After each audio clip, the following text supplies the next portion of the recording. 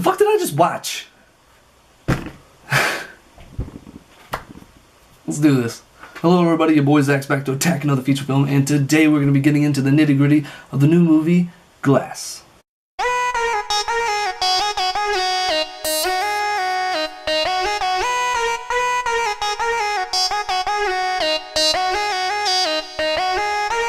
Before we get started with this video, if you have found yourself watching this video and not having seen the spoiler warnings for this video in both the title of this video and in the video itself, then let me go ahead and vocalize for you once more. Spoiler alert! Spoiler alert! Spoiler alert! Spoiler alert! Spoiler alert! Spoiler alert! Spoiler alert! Okay. He'd been warned. Coming out of this movie for the first time ever, I was conflicted on how I genuinely felt about a film. I didn't know whether I liked it or disliked it, I just knew that I got something I wasn't expecting to get. And that's fine. But the film really let me down in terms of expectations set up from the trailer. As time went on, the film marinated with me and I leaned more towards not liking what I saw. David Dunn, a character I very much wanted to see back in action, was very limited on screen, and his segment in this film was basically the beginning of this film.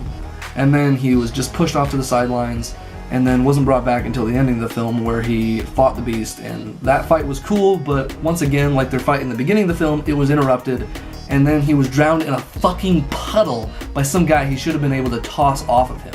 I mean, he should have been tough enough to toss that guy. He has super strength, the water doesn't weaken him as far as you know, he just thinks it makes him weak, and honestly, even if that was the case, the water was affecting his super strength, fine. He still has normal human strength, and he definitely should have been able to stop himself from being drowned from that guy. To get himself out of being drowned in that tiny ass puddle. You don't need super strength for that shit. Glass didn't start speaking until about halfway into this movie, and the fucking movie is titled after him. I mean, I understand why you did that, M. Night. You didn't have a solo film like you did with the other guys. He has these evil plans being enacted and stuff in the final act, but if you're gonna have a movie centered around somebody, it needs to have more of a focus on that character. With David really only being there for the beginning of the film and Elijah's character really only being there for the end of the film, the majority of the film was taken up by James McAvoy's split personality character. And with as much screen time as McAvoy got, I think this film should have been titled The Horde. The film began with David and his son Joseph, played by the original actor that played him, Spencer Treat Clark. And I thought that was really cool, even though his acting in this film, mainly in the last half of the movie, felt kind of weak to me. They end up fighting crime together. David was Batman, Joseph was Oracle, and it's a great premise for a film, yet they end up throwing it right out the window for a different story. And that story ends up being David coming face to face with the Beast, which is a story I wanted ever since I saw the ending of Split, so I was okay with it being tossed for this idea. Now this story ends up with them both being captured and locked in the same mental institution as Mr. Glass, putting the three main characters together. An idea I like, so I go with it. And it takes its time in that art, which is how M. Night does this trilogy, so this is all very acceptable so far. Glass is very mute up until a point, David is tossed aside, and this film really mainly revolves around McAvoy's character, and the conflict within the Horde and their belief in the Beast's capabilities. We see doubt spread within the other personalities, and I really did like seeing that. And I eventually began to believe that the Beast isn't what he's all made out to be myself. Seeing the character of Dennis in this film going from an antagonist to more of a protagonist, and seeing him completely against the philosophies in the Beast was really neat. He could tell that there was something wrong going on here, and it did fall in line with his character from Split. If you remember, he had his own struggles on what was right and what was wrong and trying to maintain that. As in Split, he did like to watch young naked girls dance for him, or at least that's what they said his character liked, and that he fought with those urges and that he knew it was wrong, he knew it was completely wrong. So it does fall in line with his character from the previous movie, and it makes sense, and I really like that they made the character fit instead of just making him completely bad as he was kind of a bad-ish character in the previous film. It was just believable that the character could see what was going on was wrong and that it needed to be stopped, and I really liked that. Also, Patricia, the most firm believer in the Beast, displaying doubt in his strength and his power, was just fantastic to see as well. And it was her doubt in the Beast, and the way McAvoy played her, that made me really believe that the Beast may be nothing more than just some strong man. And just the storyline really had me intrigued. Soon enough, we get to the end half of this film, and Glass kicks it into high gear, and he snaps and kills a dude with a piece of glass, which was definitely the most jaw-dropping part of this film for me. Seeing him snap out of this act of his and enact his evil schemes was something I long hoped for ever since the film began. Glass and the Beast team up, and I assume that would happen, as in the eyes of the Beast, the broken are the more evolved.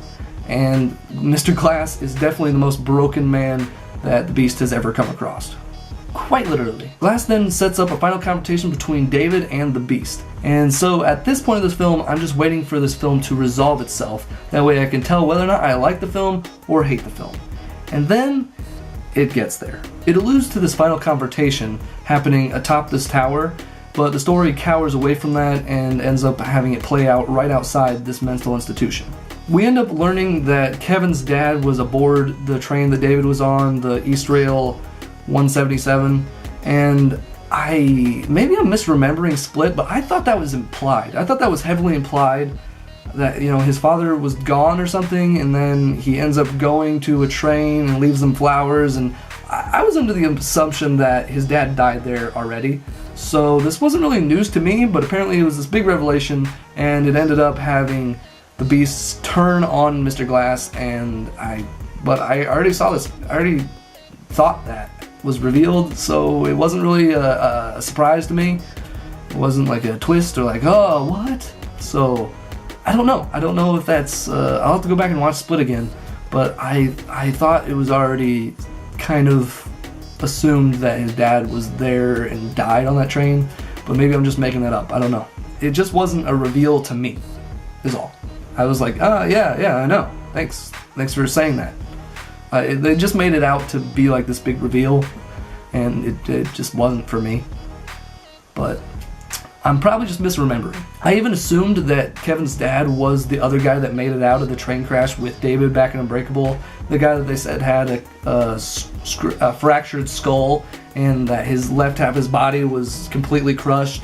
I already just made that assumption. I made that connection just like well, his dad must have died, and like I was watching Split and I was like, well, his dad must have died on that train, I think. And then I was like, oh hey, this other guy made it out, so maybe that's him, maybe that's the guy. And so this whole time I've just always assumed that. So this reveal wasn't really a big reveal to me, but it's probably more on me than anything. But oh well.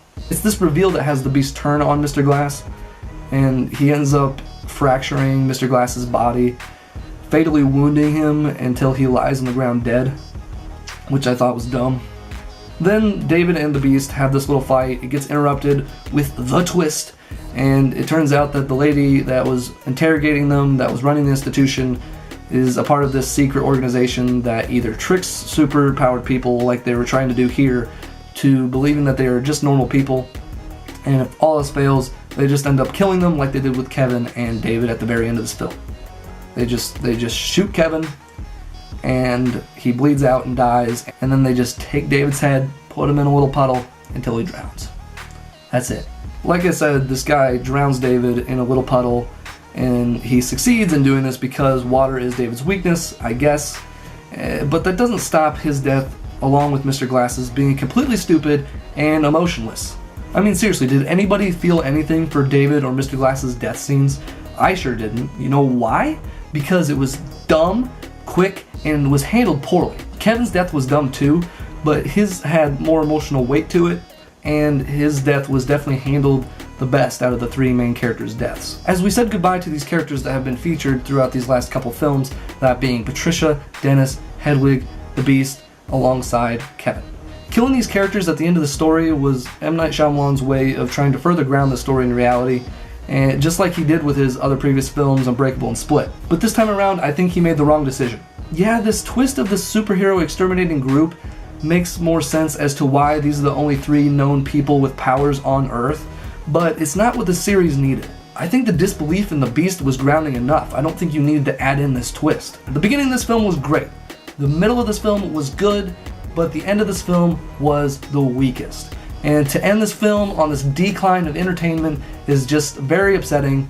It's sad because there's so many different ideas brought up in this film, so much potential wasted. This film was a cool Split sequel, but it was a terrible Unbreakable sequel. It's not the film we deserved or wanted. Yet, it did have some moments that saved it, which is why I gave this film a 7 out of 10. I walked out of this film very disappointed with what I got from this film, otherwise I would have ranked it a lot higher. So guys, have you seen Glass? If so, are you as disappointed in this film as I am, or do you think that this is a complete masterpiece that I have failed to understand? If so, comment down below, let me know whether you guys completely agreed with me, completely disagreed with me, whether you liked it, whether you hated it. I want to know. I would love to go into further discussion on this film with you guys in the comments below, so let's do it. And without further ado, fellow Zackalites, once again, leave your boy Zach a like and hit the subscribe button on your way out, as I would very much appreciate it. And with that being said, I'm Zack Attack. You're you. Thanks for watching.